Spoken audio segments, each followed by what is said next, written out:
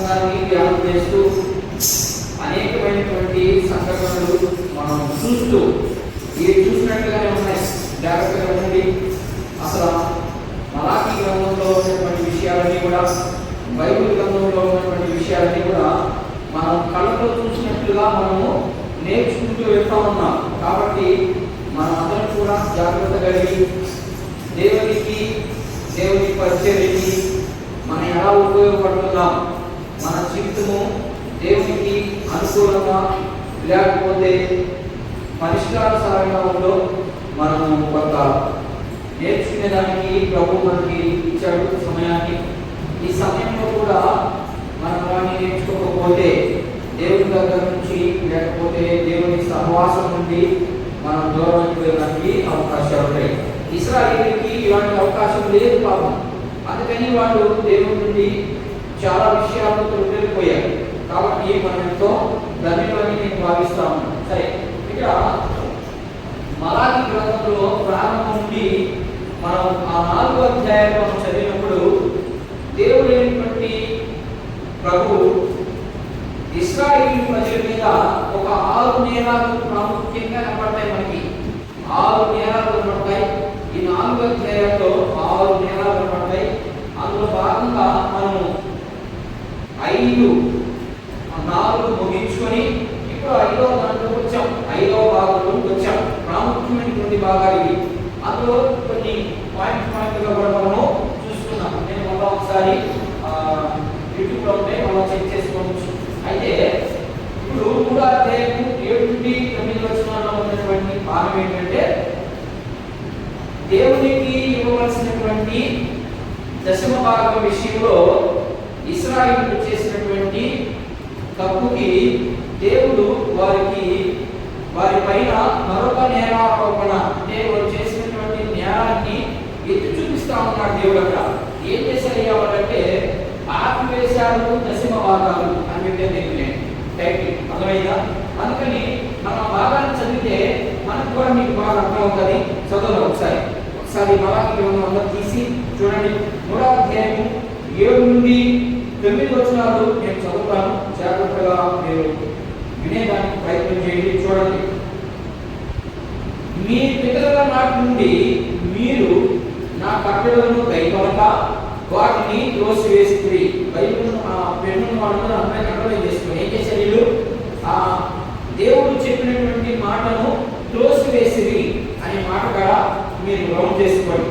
అయితే మీరు నా తట్టు తిరిగిన ఎడల నేను మీ తట్టు తిరుగుతానని సైనికుల దేవుడు యెహోవా సెలవీయగా మేము దేని విషయంలో తిరుగుదమని మీరందరూ మానవుడు దేవుని యొక్క దొంగిన మన క్వశ్చన్ మార్క్ పెట్టాక దేవుని యొక్క మీరు దొంగిన అయితే మీరు నా యొక్క దొంగిలితివి దాన్ని కూడా రౌండప్ చేసుకోండి. ఏ దొంగిలించామనే విషయాలు చూద్దాం.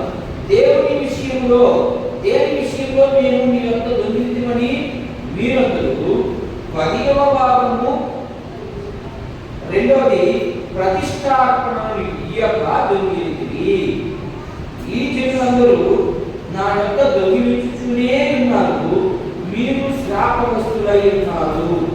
చదవబడినటువంటి భాగంలో ఏమేమి కనబడిందంటే వాళ్ళు ఏమేమి దొంగిలించారు, ఏమేమి ఆపేశారని మనం అర్థం చేసుకున్నానికి కొంత భాగంగా కొంత చరిత్ర చూడాలి, కొంత వివరణ కూడా మనము చూడాలి. వివరంగా మనం చూడడం వల్ల అసలు ఏంటి ఈ దశమ భాగాలు ఎక్కడ ప్రారంభమైనాయి, ఎవరికి వారి అసలు దశమ భాగం ఇవ్వాలన్నా కొత్త నిబంధన ప్రకారం ఏం చెప్తా ఉంది, పాత నిబంధన ఏం చెప్తా ఉంది అనే విషయాలు మనము చూసేదానికి ప్రయత్నం చేద్దాం.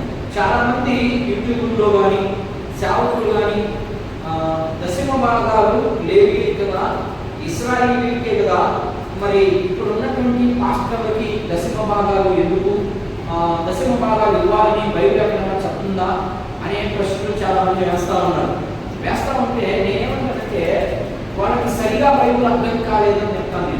నేనైతే అదే మాట్లాడుతాను. బైబిల్ సరిగా అర్థం కానందువల్ల వాళ్ళు అలాంటి ప్రశ్నలు చేస్తూ ఉంటారు జనానికి. ఎందుకంటే జనాల్లో అలా వాళ్ళు మాట్లాడుతున్నారేమో. కానీ దేవుడు దశమ భాగాలు ఇవ్వాలని భూమి పెట్టలేదు, కానీ దేవుడు చెప్పినటువంటి మాటల్ని కొన్ని మాటలు మనం పరిశీలన చేద్దాం. అప్పుడు దశమ భాగాలు ఇవ్వాలన్నా లేకపోతే ఇవ్వకూడదా, ఒకవేళ ఎంత ఇవ్వాలి ఇస్తే అనే విషయాలు మనం కూడా కొన్ని విషయాలు చూసుకునేదానికి మనం ప్రయత్నం చేద్దాం. మొదటిగా ఇక్కడ ఆత్మీయశాలు దశమ భాగాలు అనే దానికి వివరణ పెట్టాను. ఇక్కడ కొంత వివరణ చూద్దాం. ఈరోజు అంతా చెప్పలేదు, కానీ నెక్స్ట్ వారంలో ఉంటుంది. కొద్ది భాగాలు మాత్రమే మనం నేర్చుకోవడానికి ప్రయత్నం చేద్దాం. మొదటిగా వివరణ ఏంటంటే, ఆ రోజుల్లో ఇశ్రాయేలుకి దేవుడు ఏమని ఆజ్ఞ ఇచ్చాడు అక్కడే చెప్పాడు. మొదట్లోనే రాశాడు, మీ పితరుల నాటి నుండి నా కట్టడలను కైకొనక అనే మాట కనపడ్డాడు. ఏంటి ఆ పితరులు అంటే? ఎవరి దగ్గర నుంచి ప్రారంభమైంది ఇది? ఈ దశమ భాగం ఇవ్వాలని అబ్రహాము కుదురుతోనే ప్రారంభమైంది. అయితే అబ్రహాము కుదురుతోనే ప్రారంభమైతే ఇశ్రాయేలు ఇచ్చుంటే ఇంకా మాట రాస్తాడు, ఇవ్వలేదు. ఇవ్వకపోగా వీళ్ళు ఏం తెచ్చుకున్నారు? శాపాన్ని తెచ్చుకున్నారని 9వ వచనంలో మనం కనబడతా ఉంది. అయితే ఇక్కడ కొంత వివరణ చూసేందుకు మనం ప్రయత్నం చేద్దాం. ఇశ్రాయేలుకి ధర్మశాస్త్రంలో చెప్పినట్లుగా ఇశ్రాయేలుకి ఏం చెప్పాడంటే, ఓ ఇశ్రాయేలు ప్రజలారా, ఇగో మీరు సంపాదించినటువంటి దాంట్లో లేకపోతే మీకు కలిగిన దాంట్లో 10వ భాగము దేవుని మందిరానికి తీసుకెళ్ళండి. ఎందుకు తీసుకెళ్ళాలి అంటే, అక్కడ నా పని జరిగిస్తున్నటువంటి సేవకులు 10 మంది ఉన్నారు. వాళ్ళు దాన్ని తిని వాళ్ళు పోషించబడుతూ మీకు పోషణ కలిగిస్తారు, మీకు ఆధ్యాత్మికమైనటువంటి పోషణ మీకు వాళ్ళు ఇప్పిస్తారు అనే ఉద్దేశంతో దేవుడు ఆజ్ఞ రూపంగా, ఆజ్ఞ అంటే ఖచ్చితంగా చేయాలి అనేది ఆజ్ఞ, అలాంటి ఆజ్ఞ వారికి దేవుడు ఇచ్చినట్లుగా మనం చూస్తాం. ఎక్కడ ఈ మాట చూద్దాం ఒకసారి. లేవియా కాండము 27వ అధ్యాయం 30వ వచనాన్ని ఒకసారి మనం గమనిద్దాం. చూడండి, అసలు చెప్పాడా, చెప్తే ఏం చెప్పాడు అనే విషయాన్ని మనం అర్థం చేసుకునే ప్రయత్నం చేద్దాం. చూడండి, లేవియా కాండము ఇశ్రాయేలుకి ఇచ్చినటువంటి ఆజ్ఞ, ఇది ఖచ్చితంగా చేయాలి. చదువునండి అమ్మా. భూధార్మికలోనేమి, చెక్క పరములలోనేమి, భూమి మీద పండించే ప్రతి దానిలో 10వ భాగము యెహోవా సొమ్ము అని యెహోవాకు అవి ఏంటంట? ప్రతిష్టము. అది దేవుడికి ఖచ్చితంగా ఇవ్వాలి అనే రూల్ కండిషన్ పెట్టాడు. ఇంకా అప్పుడు తాను చెల్లింపవలసినటువంటి 10వ భాగంలో దేనినైనా విడిపింపగోరినగా దానిలో 5వ వంతును దానితో కలపవలెను.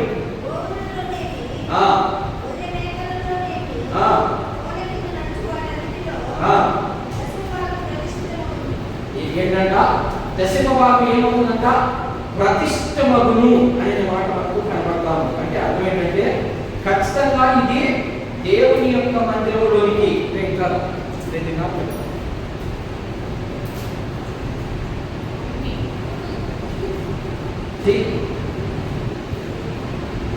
ఏం చెప్తామమ్మా, ఏదో చెప్తామని మర్చిపోయినా. 10వ భాగాలు దేవుడు ఇశ్రాయేలుకి చెప్పినటువంటి ఆజ్ఞని, ఇది ఖచ్చితంగా వాళ్ళు పాటించాలి. అలా పాటించినప్పుడు మాత్రమే ఇశ్రాయేలు ప్రజలు దీవించబడతారని దేవుడు మాకు సెలవిస్తారు. ఇంకొన్ని మాట చూద్దాం. సంఖ్యాకాండం చూడండి, చూద్దాం, ఒక 2 మాటలు చూద్దాం. సంఖ్యాకాండము 18వ అధ్యాయం 21, 24 చూద్దాం.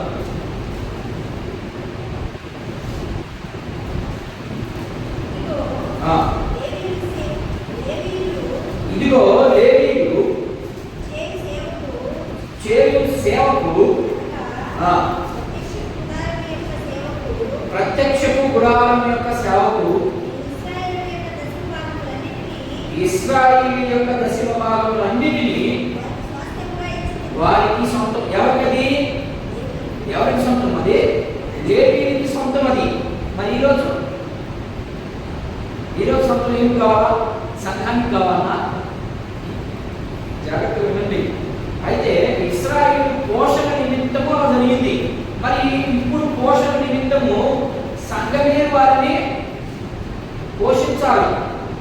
ఎలా పోషించాలి? దశమ భాగంలో ఇవ్వాలని రూల్ లేదు అక్కడ. మేము అసలు సంఘానికి అలాంటి మాట ఎక్కడా కూడా చెప్పలేదు ఆయన.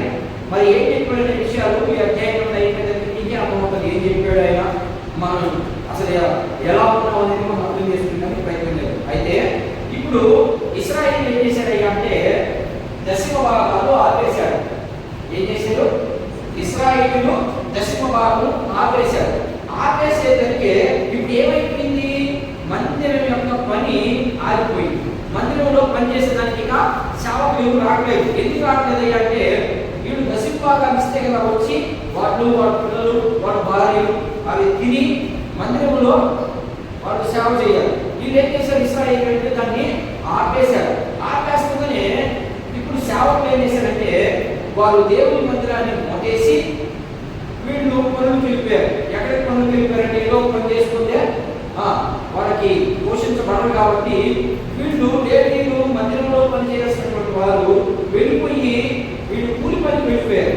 కూలి పనికి వెళ్ళిపోయిన తర్వాత ఇక్కడ మందిరం పని అంతా కూడా ఆగిపోయింది. ఆగిపోయినందువల్ల దేవుడు ఇప్పుడు ఇశ్రాయేలు పైన జ్ఞానం మొత్తంలో ఇశ్రాయేలులారా ఇదిగో నేను చెప్పిన దాన్ని మీరు కానీ మీ పితరులు కానీ చేయలేదు, అందుకని ఇది జ్ఞానము అని నేను అంటే ఇక్కడ రాశాను. 1.1 ఏంటంటే ఇశ్రాయేలు పైన జ్ఞానారోపణ 3వ అధ్యాయము 7 నుండి 8వ వచనం బి వరకు ఉంటుంది. ఏదో చూడండి అక్కడ జ్ఞానారోపణ ఏంటో చూద్దాం ఒకసారి. దానికి ముందుగా ఏ హెచ్చరిక చేస్తా ఉన్నాడు, అదే ఆ హెచ్చరికే దాని పాయింట్ చూడండి. 3వ అధ్యాయము 7 నుంచి 8 వచ్చినాడు. దేవుడు వారితో మాట్లాడుతున్నాడు. దేవుడు వారికి వాళ్ళ న్యాయం ఏంటో చూపిస్తున్నాడు. చదువు. మీ పితరుల నాటి నుండి మీరు నా కట్టడలను గైకొనక వాటిని ఏం చేశారు? మీరు తీసివేసేసారు. నేను చెప్పింది ఒకటి, మీరు చేసేది ఒకటి. అది ఇశ్రాయేలు యొక్క దశమ భాగం విషయంలో వీళ్ళు చేసినటువంటి పొరపాటు నిమిత్తము దేవుడు వారితో హెచ్చరికగా లేకపోతే ఒక మాట రూపంగా వారికి తెలియపరుస్తా ఉన్నాడు. ఇప్పుడు ప్రజల యొక్క స్పందన ప్రశ్న అర్థమైందా? హెచ్చరిక ఏంటి? ఇదిగో ఓ ఇశ్రాయేలులారా, మీరు నేను చెప్పిన మాట వినడం లేదు. ఎవరి నుంచి? మీ పితరుల కంటే మీరు వినడం లేదు కాబట్టి నేనేమో నేరారోపణ చేస్తున్నా. ఇప్పుడు ప్రజల యొక్క స్పందన ఏంటి? చదువు కొనసాగించడానికి ప్రజల యొక్క స్పందన ఏంటి? 7వ వచనంలో చూడండి. అయితే ఇక్కడ ఆపేశారా? ఎప్పుడైతే ఆపేశారో ఇప్పుడు దేవుడు వల్ల కలుగు చేసుకుని ఏం మాట్లాడుతుంటే ఏం పర్వాలేదు అయితే అనే మాటకు అర్థం ఏంటంటే ఇదిగో మీ పితరులు చేయలేదు, మీరు చేయలేదు, అయినా పర్వాలేదు అని ఎందుకన్నాడంటే దేవుని యొక్క ప్రేమ అక్కడ నిలబడతా ఉంది. దేవుని యొక్క ప్రేమ ఎలాంటిదంటే ఆయన అంత సున్నితమైనటువంటి వ్యక్తి, అంత ప్రేమస్వరూపి. ఇప్పుడు దాకా తప్పు చేసిన వాడికి ధర్మశాస్త్రం ప్రకారం ఏం చేయాలా? మరణ శిక్ష విధించాలి. మరణ శిక్ష విధించుకునే ఏం చెప్పినట్టు అయినా కూడా పర్వాలేదు, మీరు నా తప్పు తిరిగితే నేను చదువు నేనేం చేస్తాను చూడండి చదువు. అయితే మీరు నా తప్పు తిరిగినా నేను మీ తప్పు తిరుగుదని సైన్యుల తప్పు యెహోవా సెలవిస్తున్నాడు. ఏమని? ఇప్పుడు దాకా ఒకవేళ ఆపేశారేమో, ఒకవేళ మీ పితరులు సరిగా మీకు నేర్పించలేదేమో, ఇదిగో అయినా పర్లేదు, ఇక్కడి నుంచి అయినా ఈ దినం నుండైనా మీరు నా మాట వినండి, నా తట్టుకు తిరగండి. అంటే నేను చెప్పి నా తట్టుకు తిరగండి అంటే చూడమని దాని అర్థం. నేను చెప్పిన మాటని గైకొనండి అని అర్థం. ఎప్పుడైతే ఆ మాట చెప్పాడో ఇప్పుడు ఇశ్రాయేలు యొక్క ప్రజల యొక్క స్పందన 7వ వచనంలో ఉంది. ఏంటి వాడి స్పందన? దేవుడు మాట్లాడాడు ఏమని? అయినా కూడా పర్వాలేదు, మీరు నా తట్టు తిరగండి, నా మాట వినండి అని అన్నప్పుడు వాడు వల్ల ఆయనకి జవాబిస్తున్నాడు. ఏం జవాబిస్తున్నాడు చూడండి. మేము ఓ దేవుడా, ఓ ప్రభువా, దేని విషయంలో తిరగాలి తట్టుకి? మీరందులు మానవుడు అంతే. ఏం చేశారంటే ఇక్కడ దొంగిలించారు. దీనికి కొంత మీకు చరిత్ర చెప్పి నేను ముగించడానికి ప్రయత్నం చేస్తున్నాను. కొంత చరిత్ర చెప్పి దానికి కొన్ని వచనాలు చూసి మనం ముగించడానికి ప్రయత్నం చేస్తాం. వీళ్ళు ఏం చేశారయ్యా అంటే దేవుని పని ముగించేసి లేవీయులు పనికి వెళ్ళిపోయారు. ఈ పనికి వెళ్ళిపోయినప్పుడు మనం నెహెమ్యా గ్రంథంలో చెరకపోయిన తర్వాత చెర నుండి బయటకు వచ్చారు. వీళ్ళు చెర నుండి బయటకు వచ్చారు. చెర నుండి బయటకు వచ్చిన తర్వాత అక్కడ ఉన్నటువంటి మందిరానికి కావాల్సినటువంటి ఏర్పాట్లన్నీ జరిగి మందిరం కట్టబడింది. మందిరం కట్టబడిన తర్వాత దాంట్లో ఉన్నటువంటి యాజకులు వీళ్ళంతా ఏం చేశారంటే వీళ్ళకి వాడి యొక్క పోషణ నిమిత్తం రాలేకపోయినట్టే వీళ్ళు ఏం చేశారంటే వీళ్ళు మందిరం పని ఆపేసి మళ్ళీ ఈ పనులు చేయడానికి మొదలుపెట్టారు. మొదలుపెట్టిన తర్వాత అప్పుడు నెహెమ్యా ఎక్కడున్నాడు? నెహెమ్యా ఎవరు అసలు? నెహెమ్యా గురించి మనం ఎజ్రా గ్రంథంలో కొన్ని విషయాలు నేర్చుకున్నాం. ఏంటి అసలు నెహెమ్యా పని ఏంటి? నెహెమ్యా ప్రవక్త. నెహెమ్యా పని ఏంటి?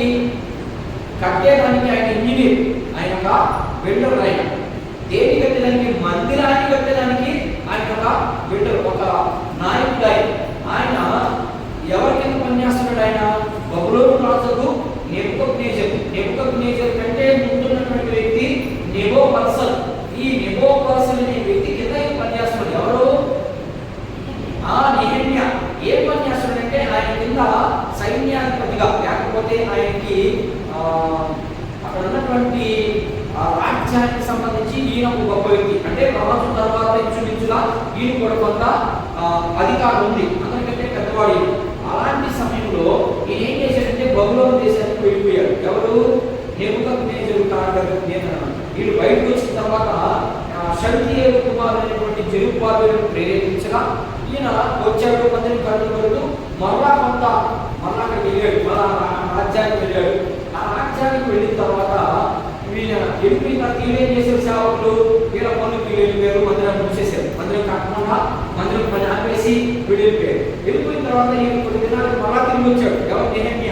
నెహెమ్యా తిరిగి వచ్చి తీరాలు మందిరం కాడిపోయాడు. ఆయన మన ఎడపడతాం ఊరికి పోయామా? ఊరికి పోయి వచ్చి ఎక్కడికి వెళ్ళాలి? ముందు మనం ఎక్కడికి వెళ్తాము? ఏంటి ఆలోచిస్తున్నారు? ఊరికి పోయామా? ఒక 10 రోజులు ఊరికి పోయాము. 11వ రోజు వచ్చాము ఊరి నుంచి. ముందు ఎక్కడికి వెళ్ళాలి?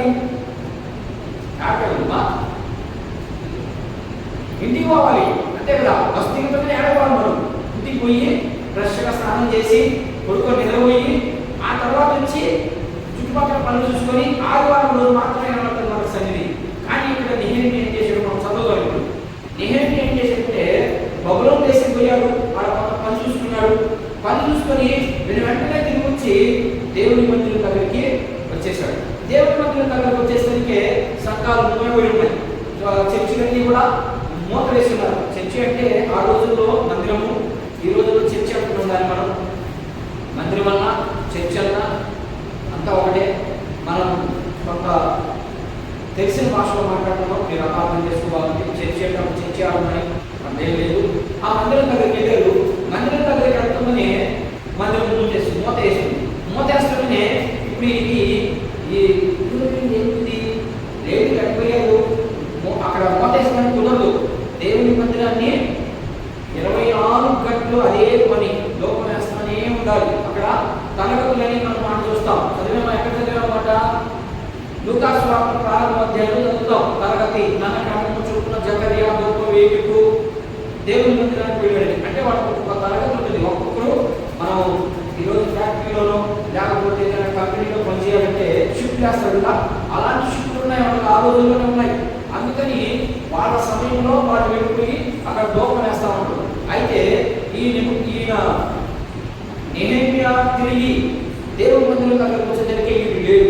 వీళ్ళు లేకపోయేసరికి నేరుగా నెహెమ్యాకి కోపం వచ్చింది. ఎందుకని దేవుని మందిరాన్ని మూత వేయకూడదు. ఆలయాన్ని మూత వేసేదానికి కుదరదు. 24 hours అక్కడ యాజకత్వం జరిగిస్తానే ఉండాలి. ధూప వేదిక దగ్గర ధూపం వేస్తానే ఉండాలి. అది వాళ్ళ పని. ఇప్పుడు ఏం జరిగింది? ఇక్కడ ఆపేస్తున్నాడు. ఆపేసి మూత వేస్తున్నాడు. ఎందుకని అంటే వీళ్ళకే పోషణ లేదు. పోషణ లేకపోతే ఇస్రాయేల్ ఇస్తే తిరిగి పోషణ చేయాలి. వీళ్ళు ఆపేశాడు. వీళ్ళు ఏం చేశారంటే పనులు వెళ్ళిపోయారు.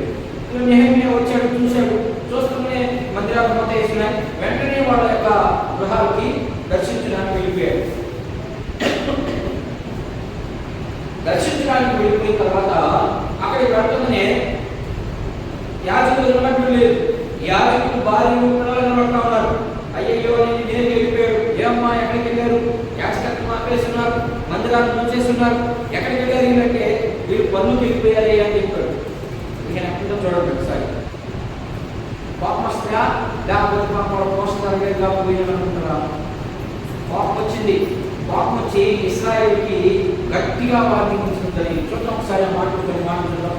నెహెమ్యా గ్రంథం 13వ అధ్యాయం 10వ వచనం చదువుకుంటాను. చాలా విషయాలు ఉన్నాయి, మీరు అదంతా కూడా చదివితే బాగుంటుంది. మీరు ఇంటికి చదువుకోవడానికి ప్రయత్నం చేయండి. చాలా మంది రకరకాల వాళ్ళ ఇష్టం వచ్చినట్టుగా నోటుకొచ్చినట్టుగా బోధిస్తూ ఉన్నారు. అది ఎంత మాత్రం దేవుడు ఒప్పుకోడు అనే విషయాన్ని మీకు తెలియపరచడానికి నేను ప్రయత్నం చేస్తాను. చదువు. మరియు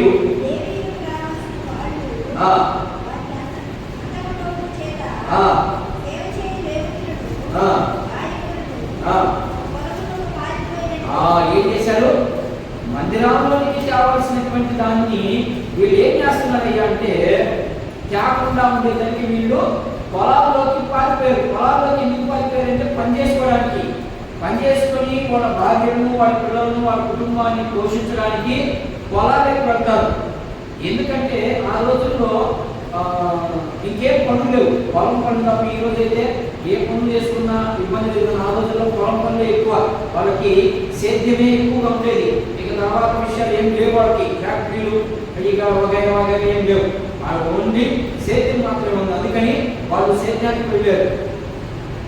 ఆ సేద్యానికి వెళ్ళిన తర్వాత అప్పుడు ఆయన మీరు ఈ అధ్యాయాన్ని 8వ అధ్యాయం గట్టిగా చదివితే మీరు చాలా చక్కగా ఉన్నది. అక్కడ జరిగినటువంటి సంఘటన అంతా కనబడ్డది. ఇశ్రాయేలు ఏం చేశారు, యాజకుల పట్ల సౌఖ్యంగా ఉన్నారా, అసౌఖ్యంగా ఉన్నారా అనే విషయాలన్నీ కూడా మీకు 8వ అధ్యాయం ప్రారంభం నుండి మీరు చదువుకుంటూ వస్తే ఒక్కొక్కటి పేరు చెప్పి అక్కడ మాట్లాడుతూ వస్తాడు దేవుడు. కాబట్టి ఇప్పుడు వీళ్ళు ఏం చేశారు? 12వ వచనం కాదు చదువు, 12వ వచనం కాదు దాకా చదువు, ముగిద్దాం, రొప్పగా ముగిద్దాం. ఏం చేశారంటే ఇప్పుడు అధికారులకు వెళ్ళాడు. ఎవరి అధికారులు? బబులోను రాజు దగ్గర ఉన్నటువంటి అధికారుల దగ్గరికి వెళ్ళి, ఓ రాజా, ఇదిగో మా యొక్క ప్రజలు చాలా ఇబ్బందులు పడుతూ ఉన్నారు, కాబట్టి నువ్వు వాళ్ళకు కొంత సొమ్ము లేకపోతే కొంత పోషణ కొరకు నువ్వు వారికి కొంత వ్యత్యాసం చేయాలి అని ఎప్పుడైతే నెబుకద్నెజరు దగ్గరికి లేకపోతే అధికారుల దగ్గరికి నెహెమ్యా వెళ్ళాడు. వెళ్ళి వాళ్ళతో మాట్లాడుతున్నాడు. ఏమని మాట్లాడుతున్నాడంటే చూద్దామైనా, ఎందుకు లక్ష్య పెట్టలేదు, మీరు దేవుడికి ఇవ్వాల్సింది ఎందుకు చెప్పలేదు, ఇశ్రాయేలు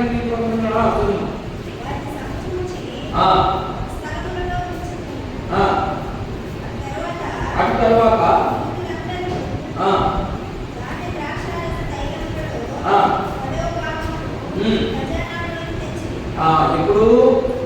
ఎప్పుడైతే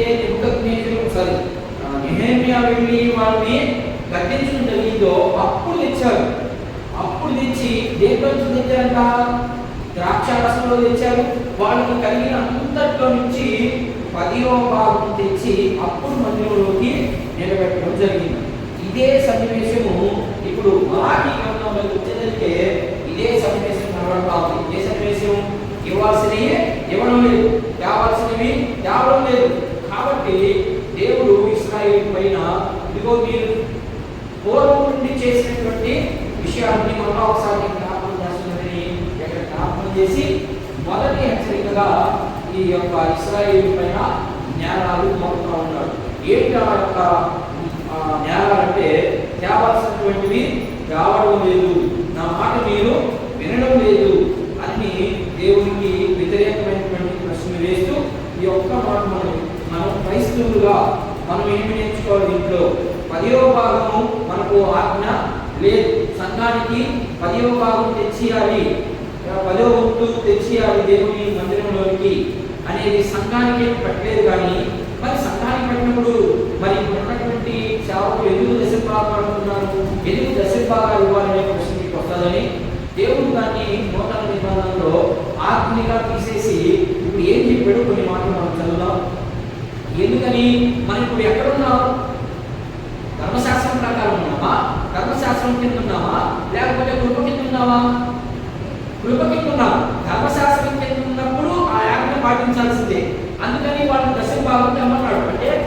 సంపాదించిన దాంట్లో 10వ వంతు దేవుని మందిరంలో పెట్టమన్నాడు. దేని కింద ఉన్నప్పుడు? ధర్మశాస్త్రం కింద ఉన్నప్పుడు. ఇప్పుడు మనం దేని కింద వచ్చాము? ధర్మశాస్త్రం కింద ఉన్నామా? మనం ధర్మశాస్త్రం కింద లేవు. ధర్మశాస్త్రం కింద లేవు కాబట్టి ఇప్పుడు మనం ఎక్కడికి వచ్చాము? కృప కిందకి వచ్చాము. కృప కిందకి వచ్చిన తర్వాత దశమ భాగాలు ఇవ్వాలని రూల్స్ ఎక్కడ దేవుడు చెప్పలేదు. అయితే ఇంకేం చెప్పాడు? దశమ భాగం ఇవ్వనప్పుడు మరి నేను ఎందుకు కానుకలు సమర్పించాలి సంఘానికి అనే ప్రశ్న మీరు వేసుకుంటే ఎందుకు చేయాలో చూద్దాం. ఒకసారి ఒక 2 మాటలు చదివి మనం ముందుకు వెళ్ళేదానికి ప్రయత్నం చేద్దాం. రోమీయులకు రాయబడినటువంటి పత్రిక 6వ అధ్యాయం 14వ వచనం చూద్దాం. మనం ధర్మశాస్త్రం కింద లేము, ఇప్పుడు కృప కింద ఉన్నాం. కృప కింద ఉన్నటువంటి ప్రజలు ఏం చేయాలో అక్కడ క్లారిటీ రాసు చదువు. మీరు కృపకే కానీ మీరు ధర్మశాస్త్రానికి లోనైన వారు కాదు కనుక అమ్మా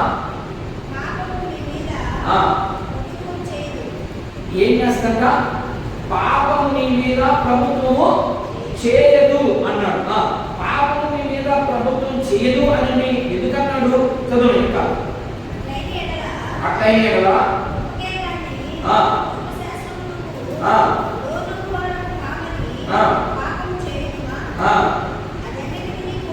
అది అన్నికి జరగకూడదు.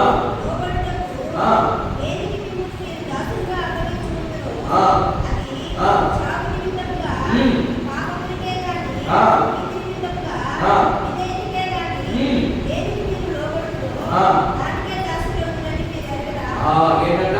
మీరు దేన్నైతే చేయాలనుకుంటారో దానికి మీరు ఏమైపోతారని దాసులైపోతారని చెప్తున్నాడు. ఇప్పుడు పౌలు గారు దానికి ఇప్పుడు ఈ మాట చెప్పింది పౌలు గారే.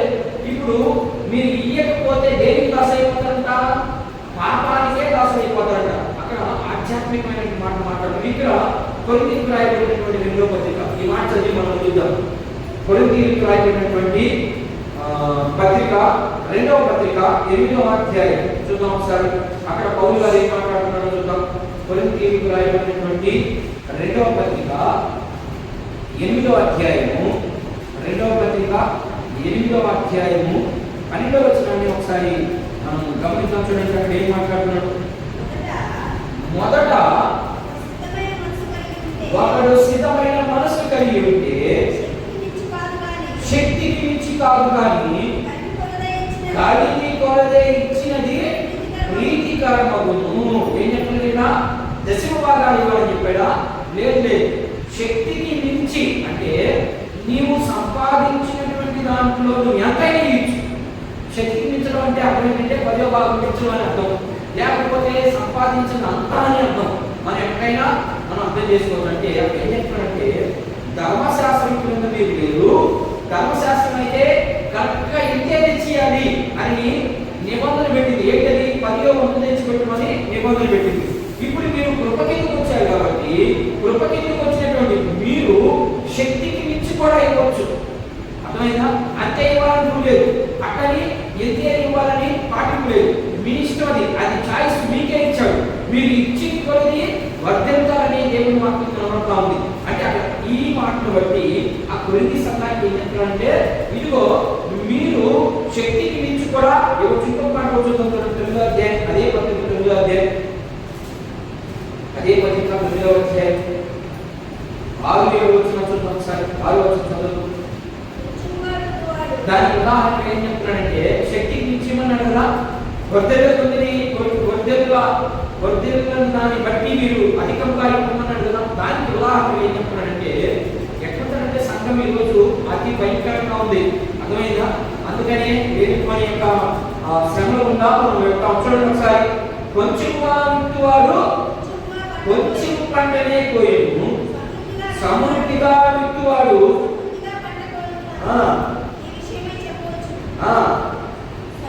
అతి సంగతి ఏం చేయాలంట? దశమ భాగం ఇచ్చేటప్పుడు దేవునికి కానుక ఇచ్చేటప్పుడు ఏం చేయకూడదంట?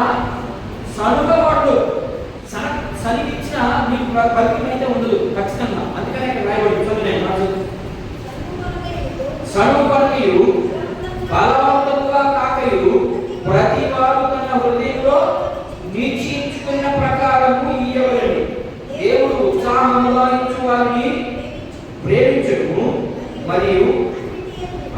భయపడద్దు, ఎల్లప్పుడూ మీలో మీరు సర్వసమృద్ధి గలవారై ఉత్తమమైన ప్రతి కార్యము చేయుటకు దేవుడు మీ ఎడల సమస్త విధమైన కృపను విస్తరింపచేయగలడు. చాలా క్లియర్ గా ఇంకా చదువుకుంటూ వెళ్తే ఇంకా చాలా మాటలు చెప్తా ఉంటాడు. కాబట్టి మన ఆధ్యాత్మికమైనటువంటి జీవితం ఎలా ఉంది? దేవుడు ఎదుగు జ్ఞానారోపణం చేస్తా ఉన్నాడు ఇశ్రాయేలు మీద చేసినటువంటి దేవుడు రేపు నీ మీద నా మీద చేయదనే గ్యారెంటీ లేదు. ఎందుకని దేవుని వాక్యం ఖచ్చితంగా చెప్తా ఉంది, మీరు శక్తికి మించి లేకపోతే మీరు మీ యొక్క అభివృద్ధి బట్టి మీరు దేవుని పనికి ఇవ్వవచ్చు అని దేవుని వాక్యం శ్రమిస్తా ఉంది. కాబట్టి మనం అసలు దేవుని వాక్యం ప్రకారం దేవుని వెలుగులో మనం ఉన్నామా?